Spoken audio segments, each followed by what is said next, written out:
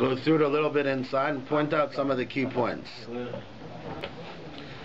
So Perek Beis starts, Achar Dvar Me'ela, after these things. So this was at the end of Achashverosh's big party where he's establishing himself as the king, and in the middle of this party, Vashti refuses the royal request to come to the king. Haman says that this isn't just against you, but this is a matter of national concern because all women are going to rise up against their husbands, so we got to get rid of her. And and he agrees with Haman and Memuchan at the time, and they kill Vashti. And they send out messages to the whole community, to all the different countries, 127 countries, that the husband should be the boss in the house and they should speak the husband's language.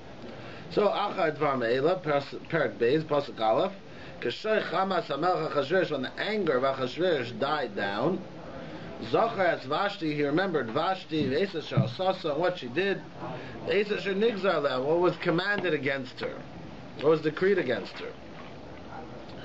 So, Pashup Pshat is, he remembered how no, I shouldn't say Pashup Pshat. One Pshat is that he remembered how having a royal wife who was above him caused him a lot of problems. Caused him to have her stand up to him, and she got killed. And therefore, V'yomer Nari HaMelech Misharsav, the Nari HaMelech who would work with him, Yivakshu L'Melech Naris Basula, who served him, Yivakshu L'Melech Naris Basula Teres Ma. Let's look for a beautiful lady. Forget everything else. Let's skip the yichus, let's skip her brains, let's skip everything. Let's just go for beauty. And then we won't have problems with her. The main thing is she shouldn't be of royal lineage. At least that's one idea that we're learning. The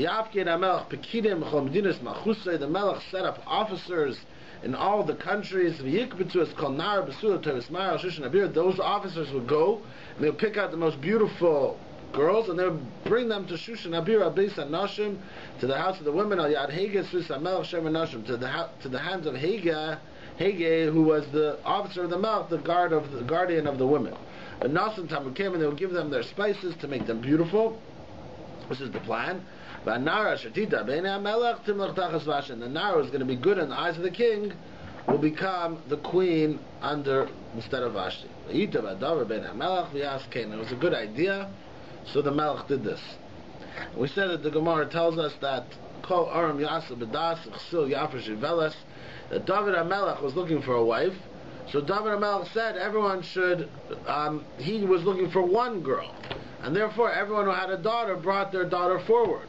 But Achashverosh said everyone has to come. So what happens if he lives with them once? Then it becomes usher to the rest of the world. So therefore she has to become a concubine, right? What? In the harem. Yeah, it goes into the harem. So it's like a lottery, but if you lose the lottery, that's it. You're stuck in the harem forever. You become a pilegesh forever. So therefore, everyone ran a Koman Dislik Barte. Anyone who had a daughter hid their daughter. When David did it, everyone who had a daughter brought their daughter forward. Okay. Ish Yehudi Aya B'Shushan Abir. There was a Jewish man in Shushan Abir. Pashup Pshat. The word Yehudi was because just like we call ourselves, or at least we're referred to as Jews. Jews comes from the word Yehudi. It comes from Yehuda. Pashup Pshat is simply that most of the people left in Yerushalayim. There was two places. There was the Yehuda and there was the Galil. And the Galil was the 10 tribes who were exiled and kind of left. So what was mainly left was Yehuda, like we call it, right? Yehuda of Shamron, right? Yehuda is a place also. They didn't leave. They were taken captive. Taken captive. The Syrians. Right? What? They were taken captive. They were exiled. What? They were taken captive. Who? The 10 tribes? Yeah. It's a different discussion. 10 tribes are out of the picture for whatever reason. So therefore, we're left with Klal Yisrael. Is basically, in the vast majority, comes from, except for a few of the 10 tribes that were returned, Klal Yisrael in the vast majority comes from Yehuda, Binyamin, and the people who were left in Yehuda. And anybody who was left in Yehuda is called a Yehudi. Or anyone who was exiled at that time, the vast majority of people who were exiled were called Yehudim, and that's what we were called, Yehudim. So when it says Ish Yehudi B'Shushan Abira, because the problem is at the end of the pasuk it says Shmuel Mordechai ben Yair ben Shimi ben Kish Ish Yemini. Is he Ish Yehudi or is he Ish Yemini? Which one is he? Ish Yehudi means he's from Yehuda. Ish Yemini means he's from Binyamin. sounds like a contradiction. So the Gemara talks about there's a few different pshatim, but the simple pshat that many Mefarshim explain is Ish Yehudi just means he's a Jewish man. Yehudi was the way of referring to all Jewish people, not specifically to Shevet Yehuda. Shmuel Mordechai ben Yair ben Shimon ben Kish Ish Yemini, he was from Shevet ben Yamin. Shevet ben Yamin was from the three tribes that were left. Right? There was always Malchus Yehuda, Malchus Yisrael. Malchus Yisrael kind of got wiped off. Okay, Asher Haglam Yerushalayim. He was exiled from Yerushalayim. Imagoyla Asher Haglam Michanya Malch Yehuda. So he was from the original exile that went down from Yerushalayim together with Yechanya. Asher Haglam Nebuchadnezzar Malch Bavel. And Nebuchadnezzar, the king of Bavel, made the original exile when he came and conquered Yerushalayim for the first time. Not the final destruction of the first Beis Mikdash, but the first conquering. And at that time he exiled the Chersh and the Masker, which was the elite of the nation, and Mordechai was included in that group.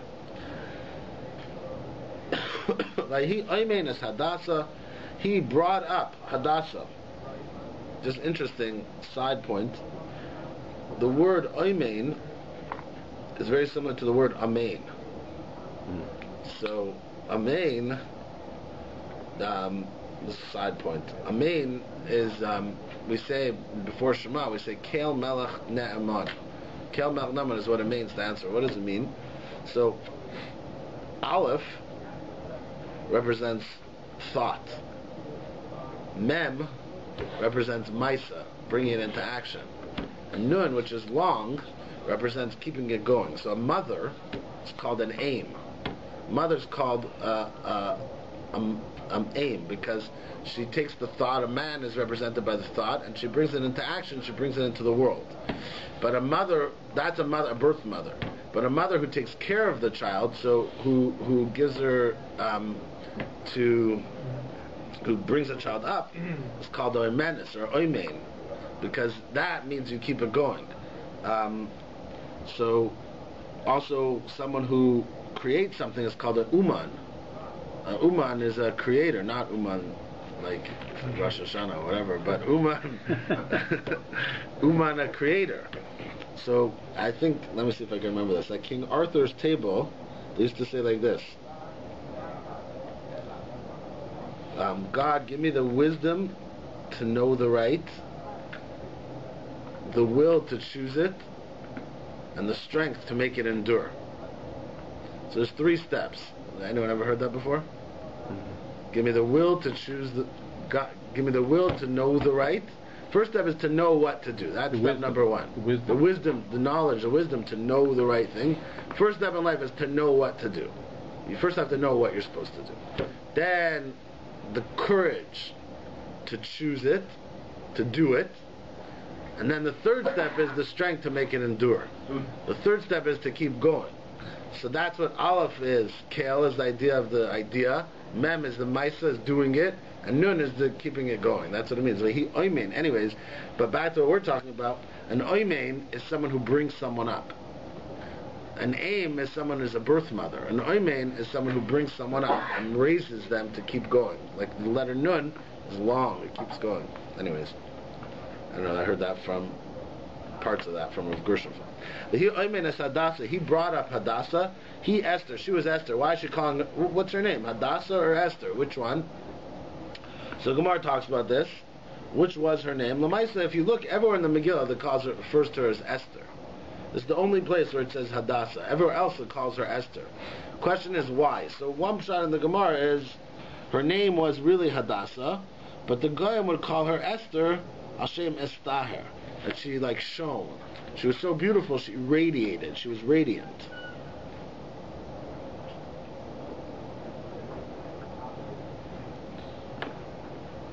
Others say different pshatim, but there's a few different pshatim. But another pshat is that her real name was really Esther. We called her Hadassah because others say her name was Esther because she hid her Esther's Hashem Shaisa Mysteris. She hid her nation. The whole Megillah is like a Hester Panim, so it's also like a similar kind of Hester. Others say her name was really Esther But why they call her Hadassah? Hashem HaTzadikim, who are called Hadassah. So there's a few different shatim. But anyways, either her name was Hadassah or her name was Esther, Bas Doide.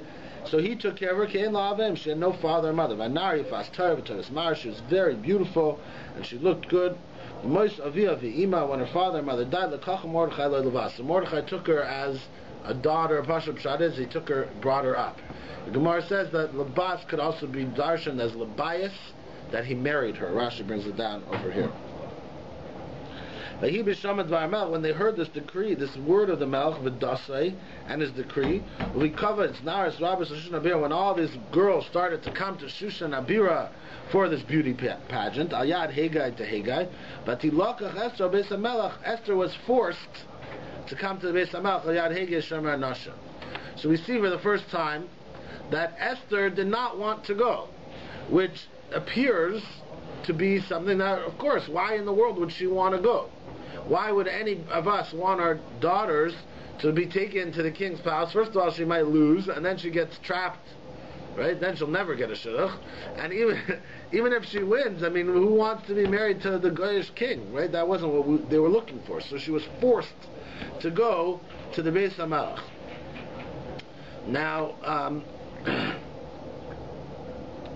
so the Pashup Shad is, I don't know Pashup Shad, but Abe Shad, I should say, is that, what do you mean they didn't know who she was? They took her from Mordechai's house. It could be she was in hiding.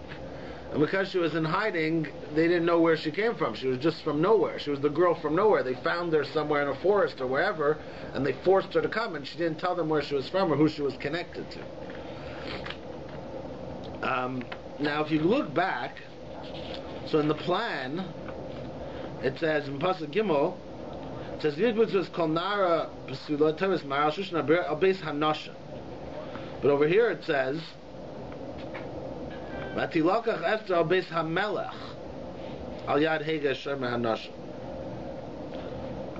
So she was already taken to the Beis HaMelech.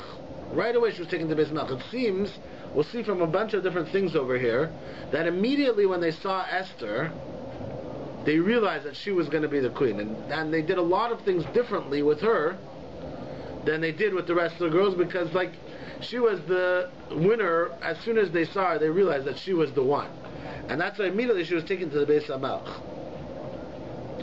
Okay, pasuk tes Vatitav Hanara Beinav, and the Nara was very good in his eyes.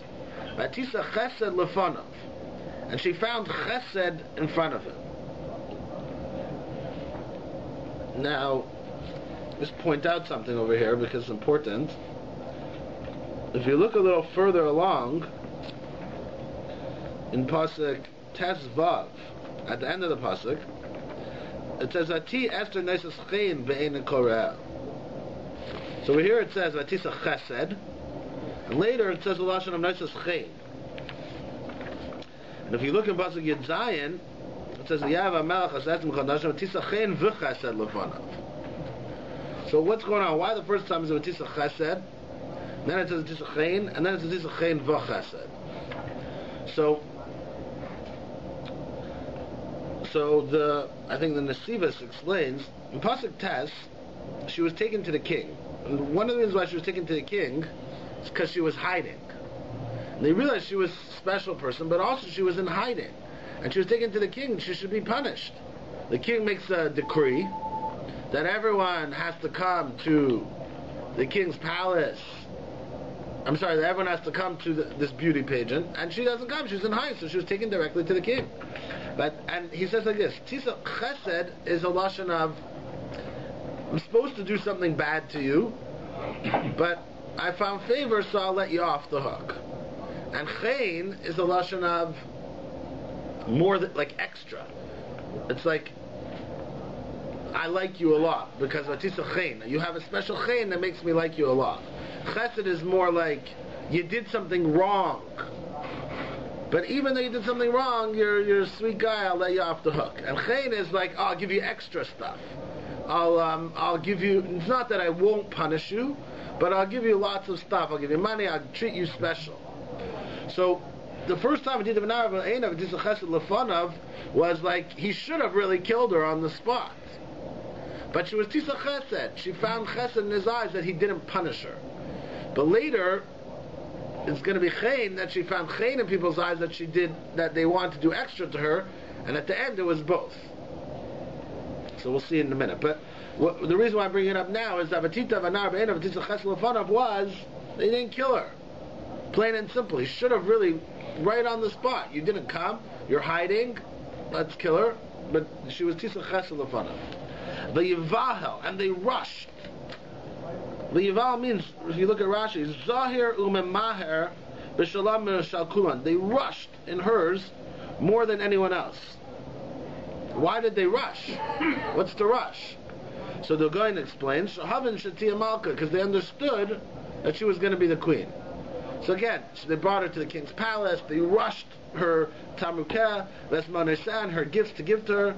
Vesheva Naras Aruyas Lasaslam Besmach, and she got 7 Naras who were Ro'i to be given to her from the house of the king. Not every girl got 7 Naras, seven servants from the Beis HaMelech. But she got these 7 Naras. Again, what the guy says, Shehevin Shtiavare Malka, because they understood that she was going to be the queen. And they switched her and her Naras to the best spots. They gave her the best room, and they gave her the best treatment, because they already realized that she was going to be the queen. So this is just interesting to note that when Esther showed up on the scene, everyone started to call her Estaher. They realized that this was the future queen right away, and they treated her differently. They rushed, and they gave her Naras, and they gave her servants, and they gave her special treatments. We said last time that the 7 Naras, what she did was she set them up, one for each day of the week, and that way she was able to keep track of when Shabbos was, because each one came, and your Sunday or Monday or Tuesday, and then she knew when Shabbos was. Whenever the Shabbos girl came, then she was able to keep track of when Shabbos was. She didn't have a calendar, I guess. Okay, Lahigida Esther's Alamas Meladta. Still, Esther, even after she was treated this way, and she was treated like she's going to be the future queen, she refused to say her nation or her birth. Because Mordechai told her not to say this. We discussed at length last time.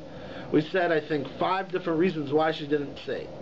And in line with the fact that she hid, in line with the fact that she was trying not to become queen, see, there's a fundamental question between the Mefarshim over here, which plays itself out in a couple different ways. We're going with the idea that she did not want to become queen. Because why in the world would she want to become queen? She's a Jewish lady. She doesn't. That's not what she is aspiring to, right? If any of our daughters were invited to marry, I don't know, whatever, any king, why would we want that? So we're going with the idea that she didn't want to become queen. We're going with the idea that the Purim story didn't happen till 9 years later. The Gzeira of Haman wasn't in existence. There was nothing wrong. Everything was very nice. So who wants to marry the king? They didn't know why this was going to happen. So going with that idea, she did not want to become queen. So then why didn't she reveal who she was? Maybe by revealing it, she says she's Jewish, it would appear that if she said she was Jewish, it would not have her, they would have thrown her out. So Rashi says, no, the opposite. It seems like the Jews were held in very high esteem at the time. It's not 100% clear from the Mefarshim, a little bit contradictory if Achashverosh hated the Jews or not.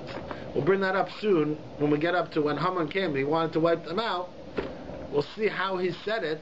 The different Mefarshim explain it a little differently, so we'll see. Did you see anywhere why she didn't say that she was married? Yeah, we're going to talk about that soon. Okay. So Rashi says, Fakir, the opposite. She didn't say where she was from, because had she said where she was from, Rashi says, they should say, oh, she's from a low family. They should send her out. Because if they would have known that she was from the Mishpacha of Shaul, so she was aristocratic, they would have taken her. Now, I don't know how this connects with what we said before, except for maybe that this was like an outside malchus. This wouldn't have made too much of a difference. This could have been alliance instead of a. Well, it's not really an alliance because the Jews were down. They didn't have any kingdom. It didn't matter that much. But she was still aristocratic. It would have been a plus without having the negative, or it could be that this doesn't go with that pshat. The Malbim himself says it that a little differently. He just says that by not saying who she is, they would assume she must be like maybe a Sufi, like a bastard child. No one knows who she is, and therefore they would throw her out because who wants to marry someone like that? He doesn't mention the part about Shalom Melch. Just by not saying who you are is a detriment, because who's going to marry someone without knowing where they come from? Yeah, it looks like you're low. Aren't all these supposed to be young maidens and the village virgins? Yeah, we'll get to that in a second. It also contradicts that earlier point about whether it was making sure she wasn't somebody from royal lineage. Yeah, could be. The Goin says that he didn't want her to say, because if she said, and the king was angry, why were you hiding? So, the Jews don't want to get married to me. Kill her family, and kill all the Jews. The fact that she was hiding was a very dangerous thing to do. So therefore, the Goin says, Mordechai said, don't say where you're from. We'll all get in trouble. Others say a little differently, and we see that this king is a king who kills his wife, and when he kills his wife, at some point, inevitably, she's going to do something that gets him angry, and when that happens, we're all going to be in danger. Similar to what he says. The Even Ezra said that Mordechai wanted her to be able to keep kashrus and to remain a Jew, and he felt it would be easier for her to do that if they didn't know she was a Jew and they weren't watching to make sure. If they knew she was a Jew, they would have said, hey, why aren't you working on Shabbos? Or pass me the pencil or something on Shabbos. Or they would have given her food and said, eat it. If they don't know she's a Jew, she'd be able to avoid it easier without anybody realizing what she's doing. What, she didn't eat for 9 years? Maybe she didn't eat meat, or maybe she had her own kitchen. The queen was. No, maybe she had her own. No. Well, first of all, the Gemara does say it could be that she ate.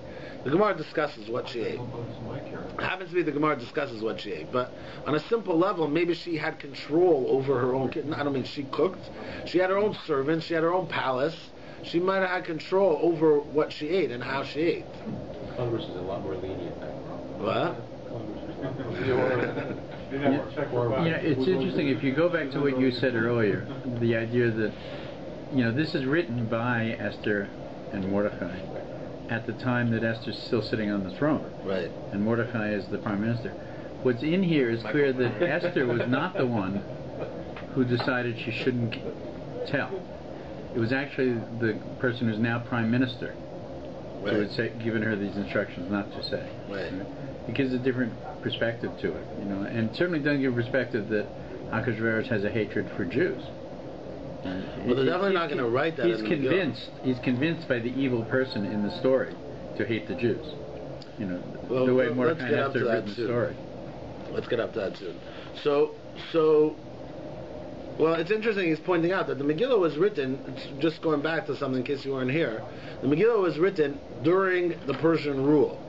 And therefore, a lot of what we're saying is hidden. There's a reason it's hidden.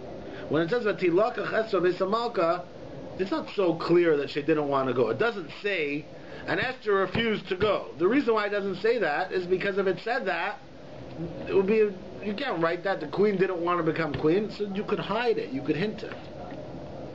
Anyways, the Even Ezra and others bring down a different pshat.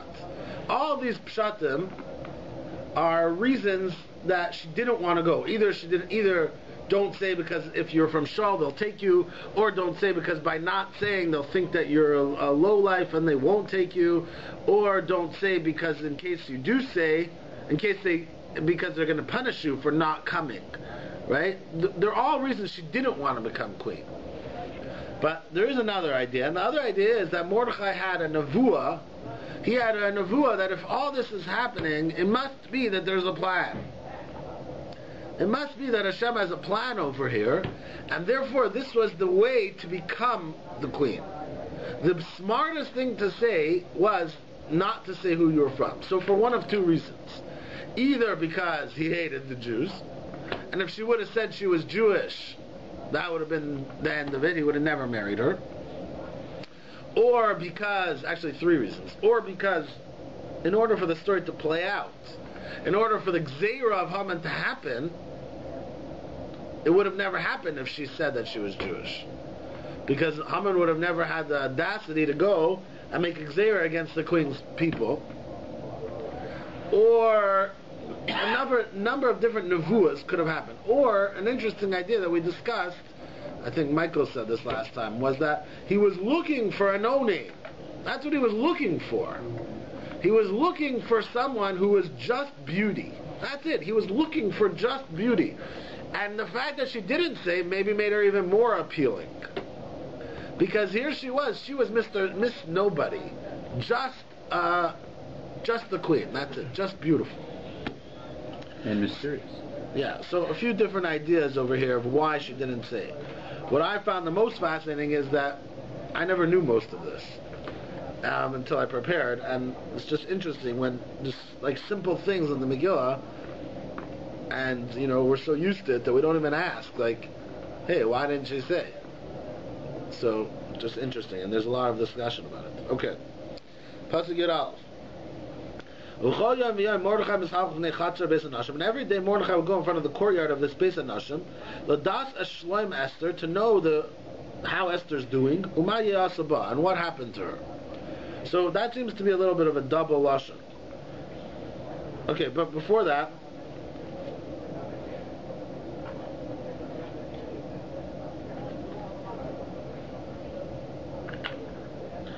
why was Mordechai walking around over there?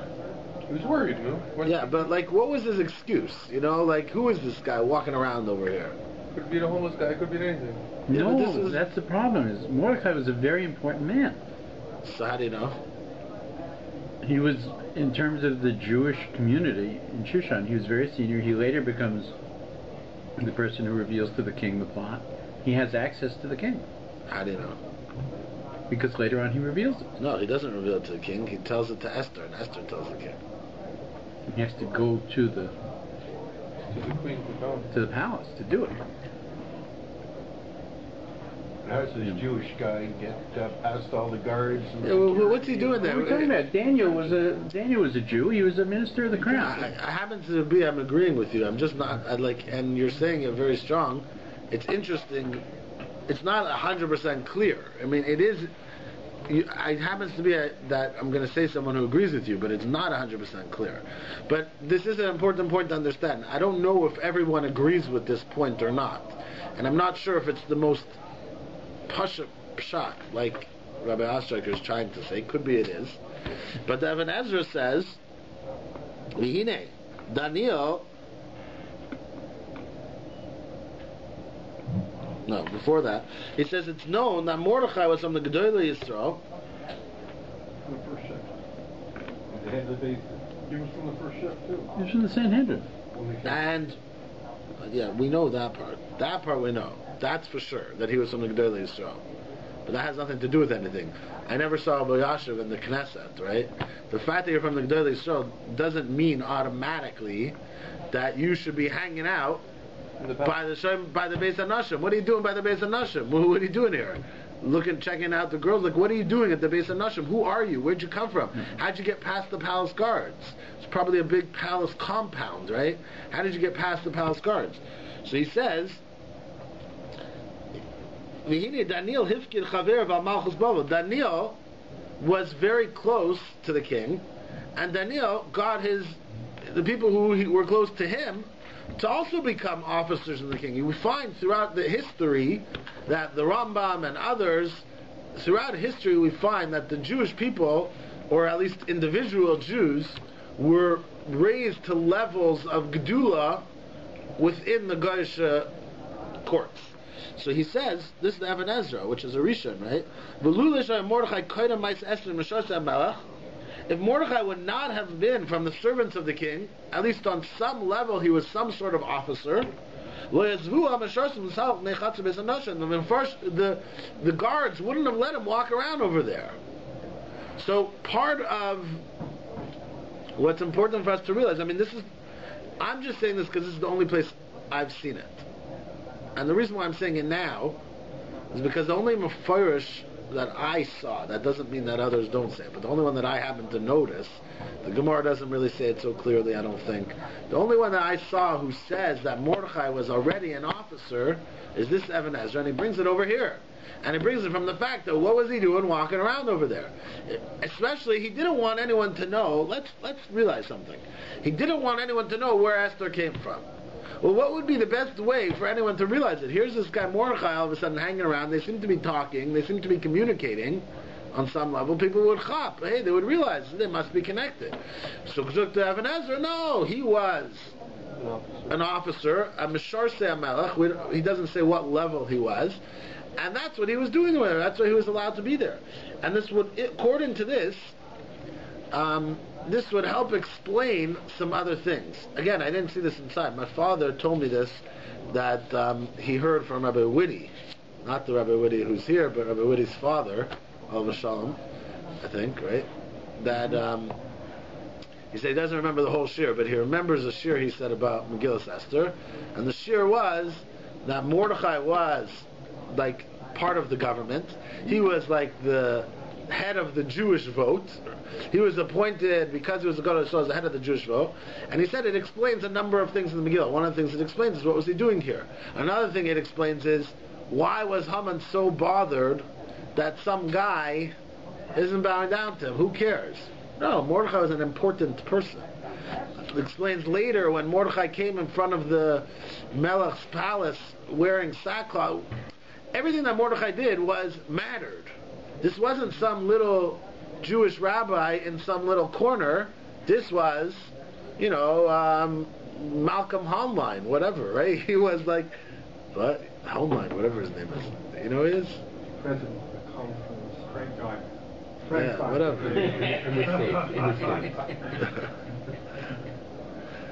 So, but this was like more than that, right? Because he was officially appointed as the...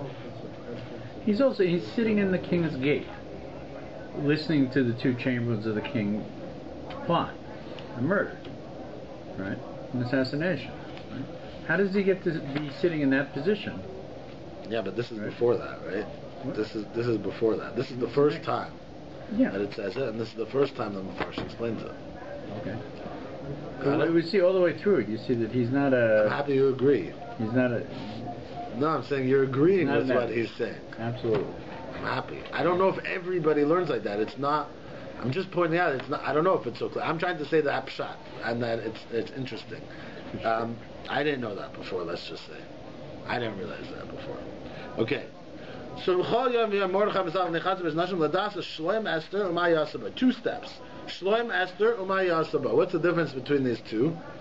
2 things. He wanted to see how Esther was doing and what they did to her. What they will do to her. What they will do to her, right. The future. So that's the difference. So what Shloim is what's happened to her so far, what condition she's in, on the basis of what's been done. The Yeoseba, and what's going to happen to her. Well, what did he think? They were going to kill her? What could be wrong? That could be wrong. So the Vilna Gaon explains that she was so distraught at having to go to this Russia that he was scared she would get sick, and she would her being distraught, her sadness would make her sick. That's Shloim Esther. Umayasaba is that what would they from the palace do to her? That's how the Gaon explains it. So there's 2 things. One is from her herself, and one is what would they do to her. Rashi actually brings down over here, interesting. Rashi is also sort of bothered by this, and Rashi says that this is Echad Mishnei Tzadikim Shenitim Lahem Remez Yeshua, that he got a remez of the Yeshua before the thing happened. David and Mordechai. So, and skip the part about David. Chay Mordechai, Amar lo ira le tzaddik zu shetilakish tilakach l'mishkav aro. It wouldn't happen to this tzaddik that she would be taken to sleep or to be with this uncircumcised person. El shasida lakum le'shil Yisrael. It must be that she's being put there for a reason. The only logic that she would be taken is she's being put there for a reason. And that's why he would go check out. He wanted to know how she was doing. But he wanted to see what's going to happen. What's the end of the story? He had a sense. What's it called? He got her hint. Yeah, but he got her hint. Something's going to happen. So he wanted to see how she was doing. He used to check her out, how she's doing.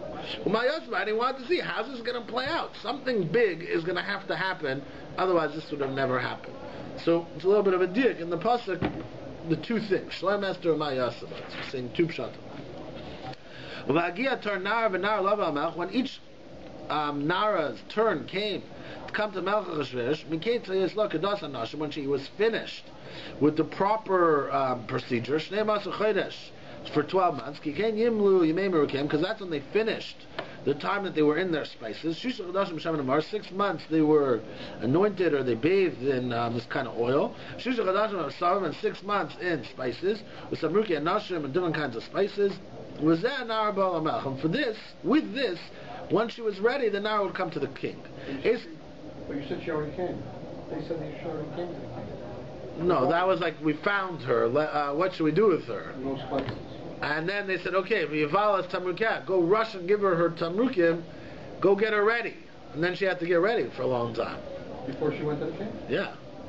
So this happened before the earlier thing that had said? No, the earlier thing, they brought her and said, we found her hiding, what should we do with her? It's a judgment the first time. And they said, no, they did. Then they said, go get her spiced up. And now we're going back to the procedure, what happens, and then we're going to get up to after Esther was spiced up. Interesting way of calling it, spiced up. It was that.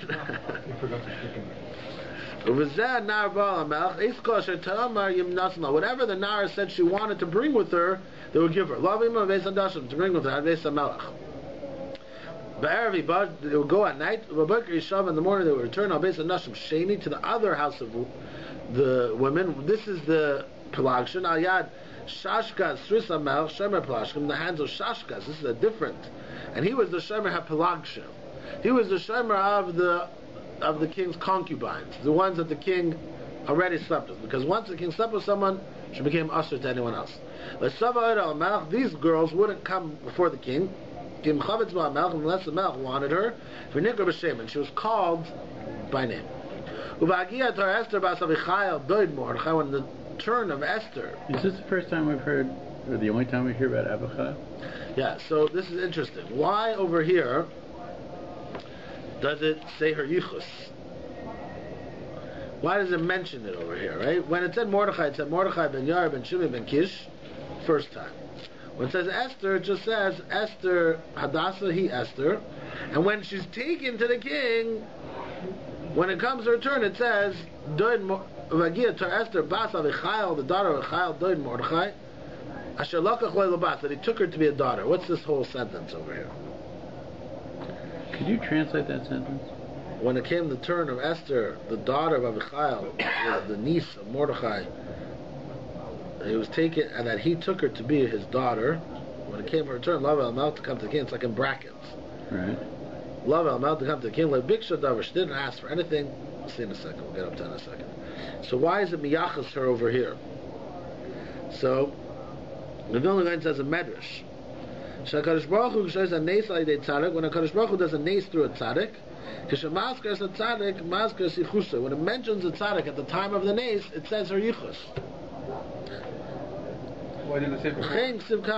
Because this is the nes. The nes was that he picked her, I guess. I don't know. That's what the Vilna Gaon says over here. There's a long malbim about this. To compare that, we've already been told the whole yichus of Mordechai, and he hasn't done anything yet. Yeah. So that would kind of contradict that explanation of why Esther's yichus is given here. I don't know if it says it's the only time it ever says it. It's not saying that we don't say the yichus. It's saying that when a nace happens, we give the yichus. No, but he's saying why over here by Mordechai did we say it earlier and now... The Gemara discusses why by Mordechai mentions the yichus as well. It's also a question. It's less of a question. It's the first time. It's more of a question why these people. It doesn't go all the way back to Binyamin. It says Mordechai ben Shimei ben Yair ben Kish. Right? Why those three? The fact that here she's describing... Wait, let's not... One second. One second.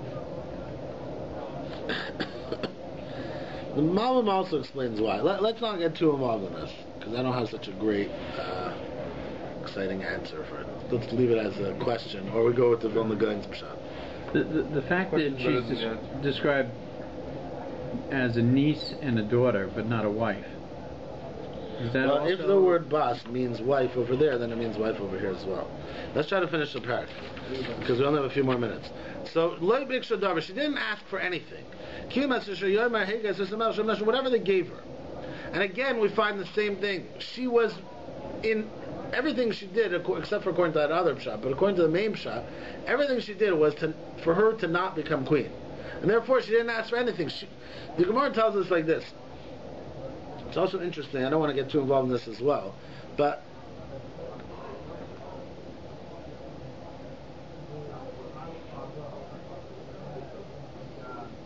she, by not asking, the point is that she had to be forced, because she didn't want to be actively tried to go do this.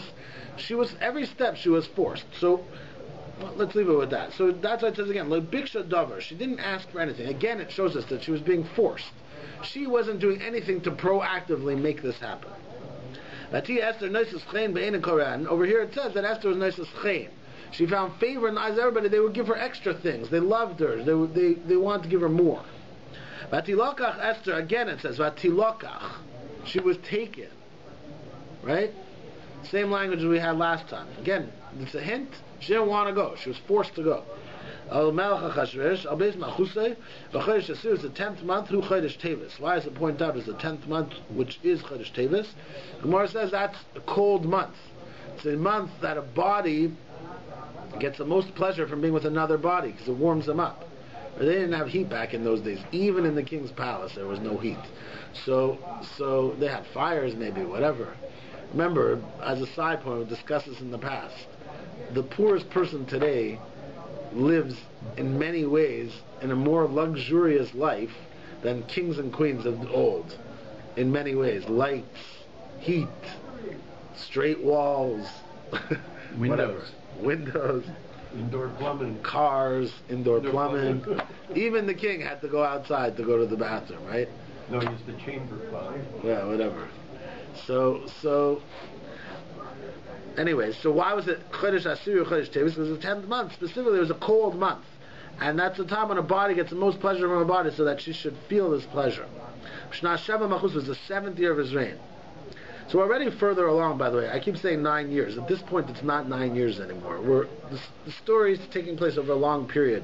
We're somewhere in the middle. If I remember right, Achashverosh was king for 13 years. So, and the Purim story happened towards the end, I think. I don't remember 100%. But the original story was in the 3rd year, right? The story of Vashti was Mishna Sholish L'Malchai. Now we're 4 years later, so it's only a few minutes when you listen to the Megillah, right? But we're 4 years later in the story. This part of the story, when Esther's finally coming, remember, she spent the whole year bathing in spices and oils. So he's 4 years without a queen. 4 years. He's 4 years without having a queen. Yes. Correct. Between Vashti and Esther. Correct. Got a full harem. Not a queen. Not a queen.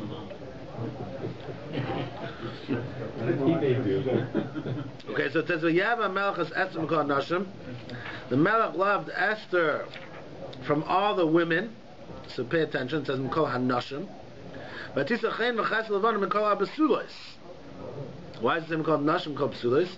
So Rashi over here says, and this will answer some of the questions that keep coming up. Rashi says, Mikol Nashim Habu'ulos. Those were the ones who were already married. Sha'af Nashim Habu'ulos Kavas. At some point he also gathered the Bu'ulos, even though it says originally the Basulos. But at a later point he also called in all the Bu'ulos as well. But couldn't you understand that ba'ulos as being the girls who already been into the king. They No. were now ba'ulos. No, Why? because that's not what it means. They went to the other. But I mean, he doesn't know all the women.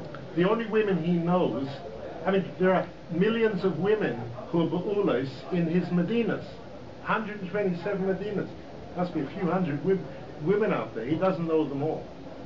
He only took the 10. Because there's two groups, right? There's You could one say in one that. house and You one could in say the that. other. Like I think the Malva might say what you're saying, but I don't think that's what Rashi says. Rashi doesn't say. Right.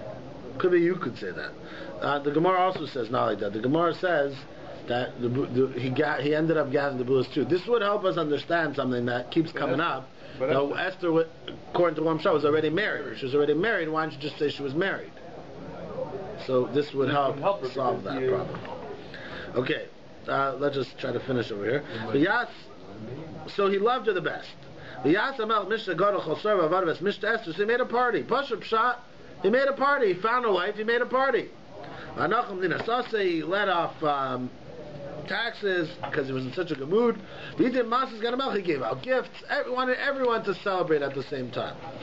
The Gemara says the reason why he did all this was because he wanted Esther to say where she was from. So he made a special party in her honor, tried to get her to say. He let off the country's taxes in her honor to try to, she would say, oh, she was from one of the countries, she would benefit from it. He gave presents. Everything was to try to get her to say. And then it says like this. So we covet Pesula Shemus. I think we should start this next week, maybe. Okay, let's start this next week. Your test. We'll just finish up real fast.